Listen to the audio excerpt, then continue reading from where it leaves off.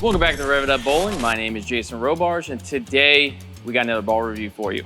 Today I have the Stealth Hybrid, the brand new track ball for their upper midline. It is the successor to the Stealth Solid and one of my absolute personal favorites, the Stealth Pearl. I had like 3 of them. The Stealth and the Stealth Pearl were actually quite a bit different. This Stealth, the original, the Solid, had a very aggressive cover stock, very rolly, created front to back shape, because also it has a massive differential. The Pearl, I enjoyed. I used it on transition. It wasn't into burn or anything like that, but I was able to put so many games on it, and that's why I had 3 of them. The next one in line, no surprise, the Stealth Hybrid. This has the Prime Hybrid cover stock, also has the Stealth Core. The Stealth Core has a low RG of 2.48 around there, depending on the weight, 0.056 differential, and again, it's a symmetric, there is no intermediate. This bowling ball, what I think it's going to be like, it's going to be a slower responding Stealth Pearl in my opinion. It does come out of factory just as shiny as the Pearl, but it does have a more gritty cover stock that bites into the lane a little bit more. What I'm going to be doing is bowling on our souped up house shot. I'm going to be throwing it from 1 to 5th arrow just to get an idea on what this ball does. Then I'm going to try to get lined up and strike a little bit for you guys. Without further ado, let's get into it. First shot, Stealth Hybrid. I'm going to go up first arrow. It's probably going to hook and we'll move left. I haven't done a symmetric on the channel in a while. I feel like the last 5 or 6 balls I've done are ASIMs. It's gonna be a nice little difference watching a ball continue a little bit more on the back end than lay off. Let's go ahead and try to throw one up first.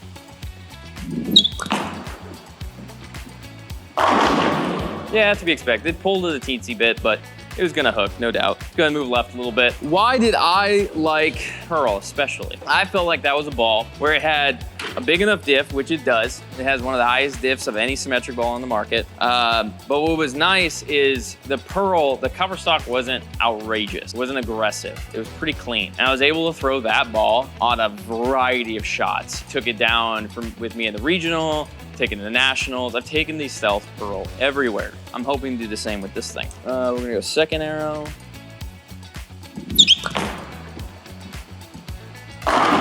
Nice. When you think of differential, right?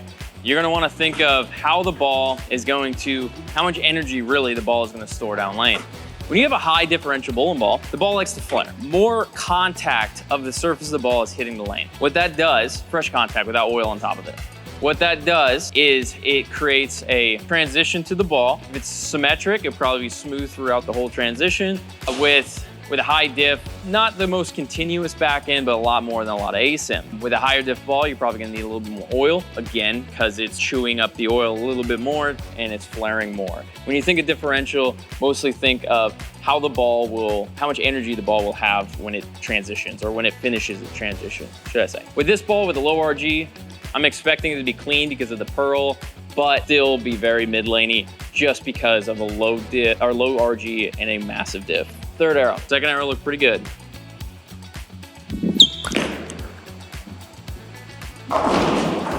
When I say 3rd arrow, I really meant I missed 5 right and hit 2nd arrow again. Let's redo that one. I don't remember the last time I left that. 3rd arrow, again.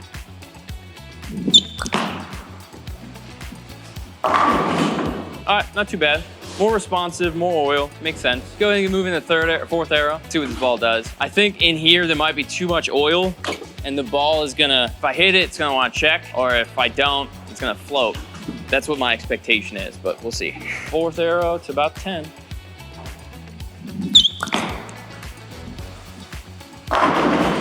Okay, you can see how flat that one hit. That's the differential coming into play. It's just really trying to use its energy, and it just doesn't retain enough to cross that many boards.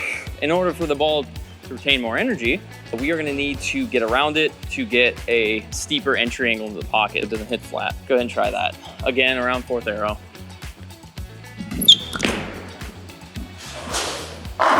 Much better. A little hand tweak makes the ball recover more. That's good. Let's go ahead and try 5th arrow. If I already had to get around it once on 4th arrow, 5th arrow, I'll probably be either more extreme or possibly slow it down, but it might see too much lane and burn up. We'll see. First thing I'm gonna try to do is throw a normal shot at 5th arrow, my apologies, 5th arrow, and see if it burns up. We're gonna do the same thing I did at the 4th arrow.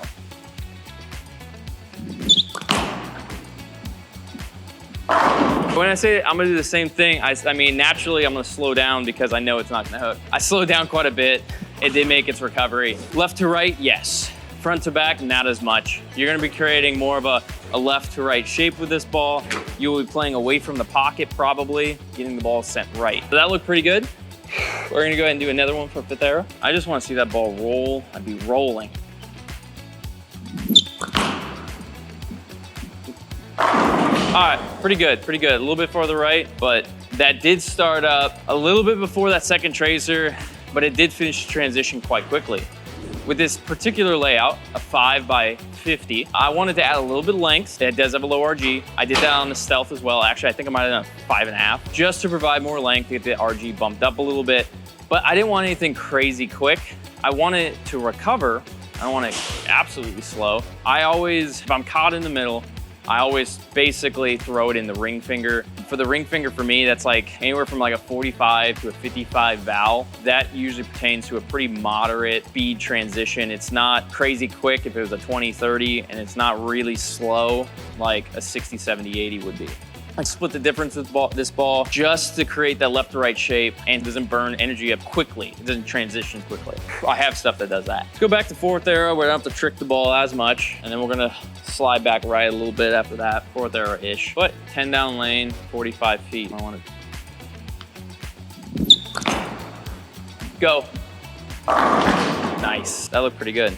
I posted my last couple shots, that's awesome. That looked really good. I'm gonna move back right a little bit more. More than likely, I'm gonna have to pick speed up a teensy bit, just crosses less boards over. Back to third arrow. Speed increased. Go, go, go. Ah, grabbed it. Grabbed it a little bit. Go ahead and do that again. Far, I like the shape a lot. It's not uncontrollable, like continuation going left. You do see this ball like this, it does burn its energy. You can see it roll and you can see it like, not lay off the back end like it's ASIM, but it's not anything close to the most continuous balls in my bag. Oh, I struck a lot, hey. Third arrow, again, pick speed up. I'm gonna lock my wrist, and what I mean by that, I've mentioned it before, and I think there's a comment.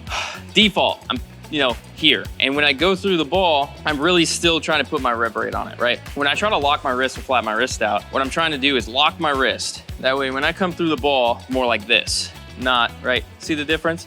What this does, it provides length to your ball. It doesn't necessarily lower your rev rate, but it does provide more length to the ball because you're projecting more of that energy going down lane rather than getting on it. And usually when you get on it, even if it's the most little bit, you're gonna project some energy going up and into the ball, which makes that ball spin up early. That way, if you ever watch somebody who hits up on the ball a lot, their stuff likes to spin up early because that motion is going upwards, not outwards, if that makes sense. That's what I'm gonna do. I'm gonna lock my wrist for that long-winded explanation and see if I can get this hook a little less / get down lane a little bit more.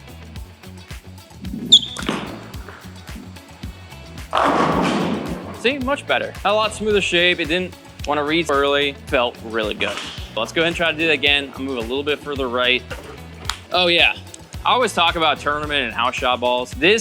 My Stealth Pearl was both. I could throw that thing on virtually anything that wasn't short and that wasn't crazy long.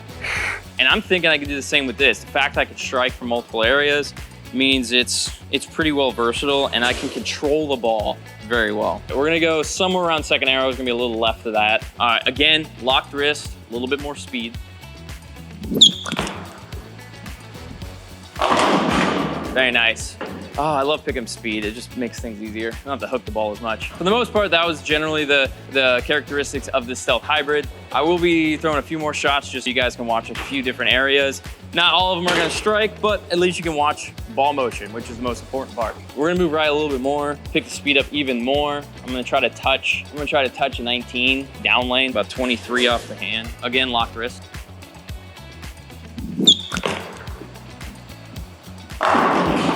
Dang it, that was only 18. I thought I got it. Yeah, I did move into more friction. The ball's gonna wanna slow down more, but the ball shape is much better getting some speed on it, especially when you're right. So let's go and do that again, because that was fun. I like fun. Oh no. Oh yes, that one, I did not lock my wrist as much, and you guys could see me hit up on it a little bit. Let's go ahead, move left. A couple more shots for you guys, and then we'll go ahead and end the video. This one, I'm gonna do dead opposite of what I said. This one, we're gonna go lock wrist and cover some boards.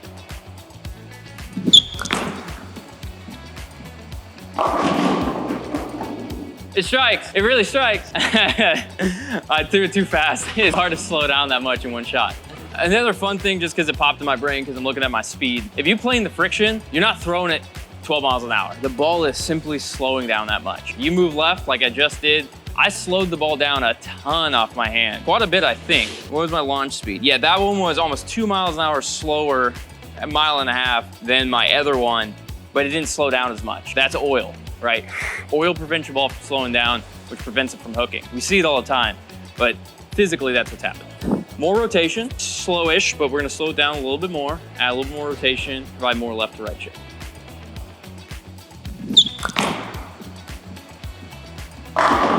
And it goes through the pocket well. A little bit of rotation, a little bit slower speed, you can get the ball to check up. We're gonna go and throw one more, and yeah. Hey, I shot 250. I think it's the highest game I've ever shot on a ball review. It helps when you strike going up the lane. Yeah, I was gonna say, I was 2 shots from it, shoot.